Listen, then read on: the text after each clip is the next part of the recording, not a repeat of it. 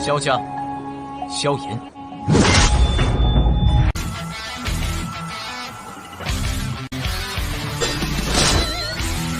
指缝中的光点燃了梦魇，站在天端俯瞰着世界无边无边。 Selamat datang di channel hiburan netizen. Mari kita lanjutkan part berikutnya dari cerita novel Donghua Battle Through the Heavens. Ini hanyalah full spoiler. Tanpa banyak kata demi menghemat kuota, segera kita mulai isi ceritanya. Semua orang di dalam aula menyaksikan Cao Ying memimpin anggota klan Cao keluar dari aula. Mereka saling berhadapan dan diam-diam menghela nafas. Tidak ada yang menduga kuda hitam seperti itu tiba-tiba muncul dalam 5 tes klan besar ini.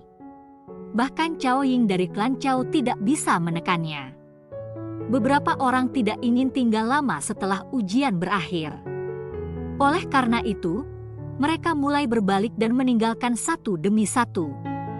Beberapa fraksi yang memiliki hubungan dengan klan Ye di masa lalu juga mulai menyambut Ye Zong saat ini. Meskipun klan Ye telah menolak, mereka berhasil mempertahankan posisi mereka dalam 5 klan besar. Di masa depan, mereka juga akan mempertahankan kursi tetua. Posisi mereka mungkin tidak sebanding dengan klan Cao, tapi itu bukan sesuatu yang bisa dibandingkan dengan fraksi biasa. Ye Zong tersenyum di hadapan salam oleh orang-orang ini. Klan Ye mungkin memiliki waktu untuk bernapas selama periode waktu ini, tetapi mereka tidak memiliki modal untuk menjadi sombong. Setelah mengalami hari-hari kemunduran dan keputusasaan, Ye Zong jelas tahu kata-kata apa yang harus dikatakan yang akan bermanfaat bagi klan Ye di masa depan. Xiao Yan secara acak mengganti pakaian di bagian atas tubuhnya. Setelah itu, dia perlahan berjalan ke kursi klan Ye dan tersenyum pada Ye Zong dan yang lainnya. "Kakak laki-laki Xiao Yan, apakah kamu baik-baik saja?" Xin Lan buru-buru bertanya setelah melihat Xiao Yan berjalan.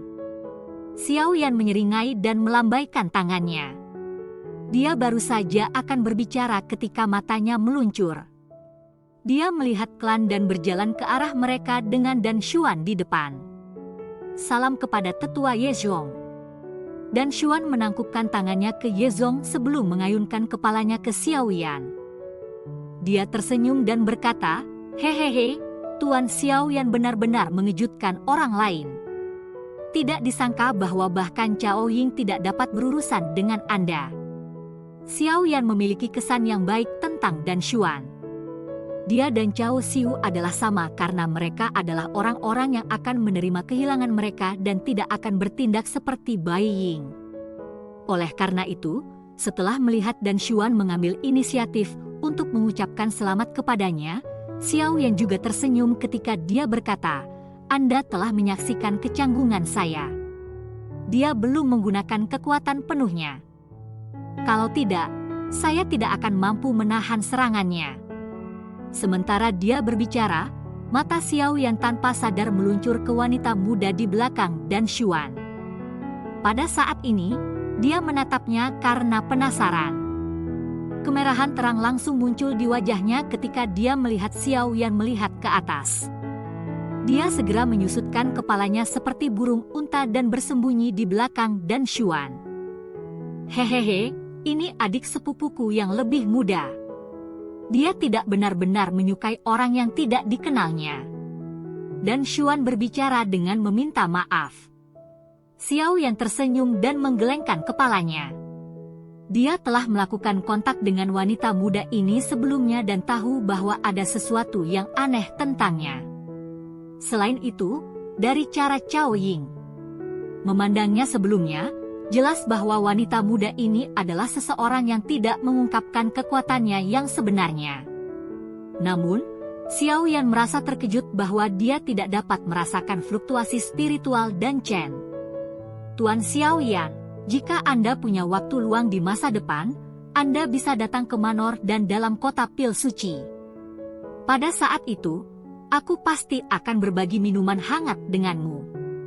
Pada saat ini, aula besar sedang berantakan dan Dan Xuan tidak mau tinggal lebih lama. Setelah mengobrol sedikit dengan Xiao Yan, dia tersenyum, menangkupkan kedua tangannya, dan memberikan selamat tinggal. Mata Xiao Yan mengirim kelompok dan Yuan keluar dari aula besar. Hanya kemudian dia memutar kepalanya ke kelompok Yezong dan mengangkat bahunya. Ini adalah hal bagus tentang menampilkan kekuatan seseorang. Ini memungkinkan seseorang untuk dihormati oleh yang lain. Karena tes sudah selesai, kita juga harus pergi. Xiao Yan meregangkan pinggangnya yang malas dan tertawa. Tunggu. Sebuah suara tiba-tiba terdengar di belakang Xiao Yan setelah dia mengucapkan kata-kata itu. Xiao Yan memutar kepalanya dengan ketidakpastian, hanya untuk melihat Tetua Cheng bergegas dengan wajah penuh senyum. Tetua Cheng, apakah ada masalah? Xiao Yan tidak berani meremehkan Tetua Cheng saat dia buru-buru bertanya sambil tersenyum. Tetua Cheng tersenyum dan membelai jenggotnya. Dia pertama kali mengalihkan pandangannya ke Yezong dan menghela nafas. Yezong, selamat. Anda mempertahankan posisi Anda di 5 klan besar. Ini semua berkat Tetua Cheng membantu kami mengatasi situasi ini. Klan Ye akan dengan teguh mengingat bantuan besar ini. Yezong tersenyum pahit saat dia menjawab. Tetua Cheng melambaikan tangannya. Matanya mendarat di Xiao Yan saat dia berkomentar dengan senyuman. Namun, klan Ye Anda benar-benar telah menemukan pembantu yang luar biasa kali ini. Kamu dipanggil Xiao Yan kan? Xiao Yan tersenyum dan mengangguk. Saya telah mendengar masalah Anda dengan lembah sungai es. Yao Chen adalah guru Anda kan? Tetua Cheng tersenyum saat dia bertanya. Mata Xiao Yan menjadi sedikit dingin. Sebelum dia sempat menjawab, Tetua Cheng melambaikan tangannya dan tertawa. Tidak perlu terlalu cemas. Jika kita membicarakannya, bahkan saya yang lama menerima saran Yao Chen saat itu. Hati Xiao yang sedikit rileks. Dia ragu sejenak dan memutuskan untuk tidak menyembunyikan siapa gurunya. Setelah itu, dia perlahan menganggukkan kepalanya.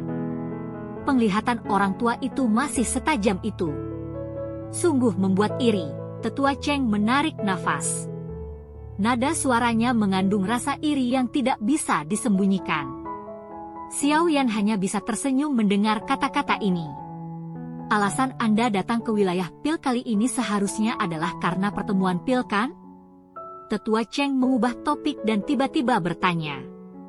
Xiao Yan tidak menyembunyikan apapun mengenai ini. Dia segera mengangguk. Pertemuan Pil akan segera dimulai. Namun, saya berharap Anda akan ikut dengan saya ke Pil Tower sebelum itu. Mungkin itu bisa membantu Anda. Tetua Cheng membelai jenggotnya dan menyarankan dengan serius. Xiao yang sedikit berpikir ketika dia mendengar kata-katanya. Dia bertanya dengan ragu-ragu, pergi ke Pil Tower? Xiao Yan selalu mengadopsi sikap takut dan hormat ke arah Pil Tower. Makhluk besar ini bisa menempati peringkat di samping Hall of Souls. Kemungkinan kekuatannya sangat menakutkan.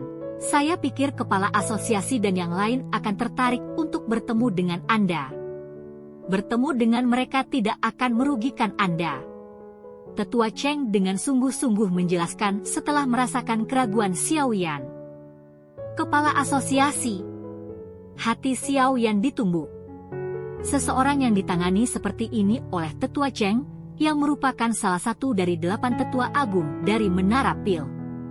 Siapa lagi yang bisa selain dari 3 kepala misterius dari Pil Tower? Dari yang saya saksikan, sepertinya Anda sangat tertarik dengan sidik jari spiritual Cao Ying. Sidik jari spiritualnya dipelajari dari Pil Tower. Tetua Cheng tertawa. Suaranya menggoda. Godaan itu tidak ada gunanya. Mata Xiao Yan berpaling ke Tetua Cheng segera. Dia merenung sejenak sebelum perlahan mengangguk. Dengan kekuatan dan posisi dari Pil Tower, tidak perlu bagi mereka untuk memainkan trik apapun jika mereka ingin menyakitinya. Oleh karena itu, seharusnya tidak apa-apa untuk menerima. Hehehe, mari kita sepakat tentang masalah ini. Saya pribadi akan menuju ke Manor Y untuk membawa Anda ke pil tawar dalam beberapa hari.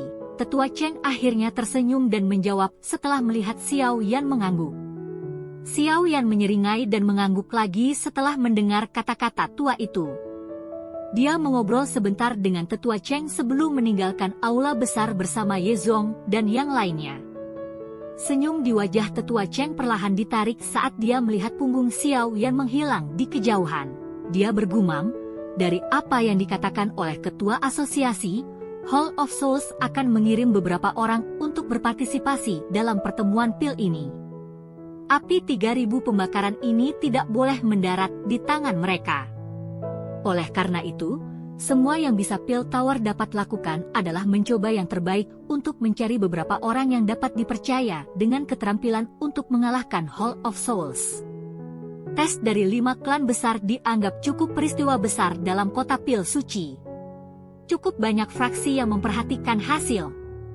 Oleh karena itu, segera setelah tes selesai, apa yang terjadi di aula besar itu tampaknya telah menumbuhkan sayap saat berita menyebar. Klan Ye telah memperoleh posisi teratas.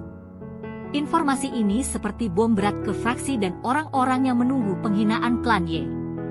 Banyak orang bahkan telah mendiskusikan apakah klan Ye memenuhi syarat untuk mempertahankan posisinya di antara 5 klan besar. Namun, informasi yang tiba-tiba ini tampaknya telah memberi mereka tamparan kejam, menyebabkan banyak orang untuk mengisi dengan tak percaya. Setelah informasi mulai menyebar dan menjadi lebih jelas, beberapa orang memahami alasan untuk masalah ini.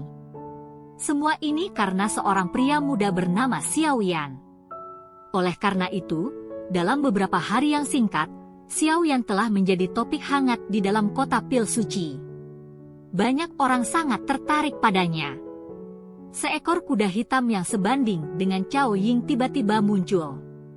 Sementara dunia luar telah berubah menjadi kegemparan dalam masalah ini, Xiao Yan mulai membuat profil yang sangat rendah. Dia jarang meninggalkan rumah Ye, memilih untuk tinggal di dalamnya sepanjang hari. Dia diam-diam berlatih sidik jari spiritual dari Cao Ying. Waktu perlahan mengalir di tengah-tengah pelatihan tenang. Awal pertemuan pil dilakukan mengikuti alur waktu. Dengan pertemuan pil yang mendekat ini, kerumunan besar mulai membanjiri kota pil suci. Hampir setiap bagian dari area yang luas ini dipenuhi dengan jumlah figur manusia yang tak terhitung jumlahnya. Beberapa penginapan dan hotel di kota itu benar-benar penuh. Wilayah ini telah menjadi tempat di mana sejumlah tatapan yang tak terhitung jumlahnya di wilayah dataran tengah berkumpul. Xiao Yan duduk di kursi batu dengan mata tertutup di halaman yang tenang jauh di dalam Manor Ye. Kedua tangannya membentuk banyak segel tangan misterius dengan kecepatan sangat lambat. Jika seseorang hati-hati mengamati, seseorang akan menemukan bahwa segel tangan ini membentuk sidik jari spiritual yang Xiao Yan telah diam-diam belajar dari Cao Ying saat itu. Meskipun Xiao Yan dianggap lambat dalam menggunakan segel tangan ini, dia tidak lagi tampak tidak familiar dengan mereka saat itu. Selain itu, dengan perubahan segel tangannya, kekuatan spiritual di antara alisnya akan menyebar secara otomatis. Segera, ia mengorbit segel dengan cara yang unik. Perubahan segel tangan berlanjut selama sekitar 10 menit atau lebih sebelum perlahan-lahan berhenti. Mata Xiao Yan perlahan dibuka. Udara yang keruh dengan lembut terlepas dari tenggorokannya. Udara yang keruh meninggalkan tubuh Xiao Yan. Xiao Yan perlahan berdiri dan meletakkan kedua tangan di belakangnya. Setelah itu, dia membalikkan badannya, dan mata hitam gelapnya menatap ruang kosong di dalam halaman. Dia sedikit bertanya, "Karena Anda di sini, mengapa Anda masih menyembunyikan diri? Anda memang layak menjadi murid tua dari Yao Chen. Persepsi Anda cukup bagus." Sedikit fluktuasi segera terwujud dari ruang kosong itu setelah suara Xiao Yan terdengar. Segera setelah itu, sosok manusia yang terbungkus jubah hitam perlahan-lahan muncul dari ruang terdistorsi. Mata Xiao Yan menatap tamu yang tidak diinginkan itu. Dia bisa merasakan perasaan familiar dari pihak lain. Seseorang dari aula jiwa? Nada Xiao Yan dingin ketika dia tiba-tiba bertanya. Hehehe, aku mendengar bahwa api dingin tulang dari orang tua Yao Chen bersamamu.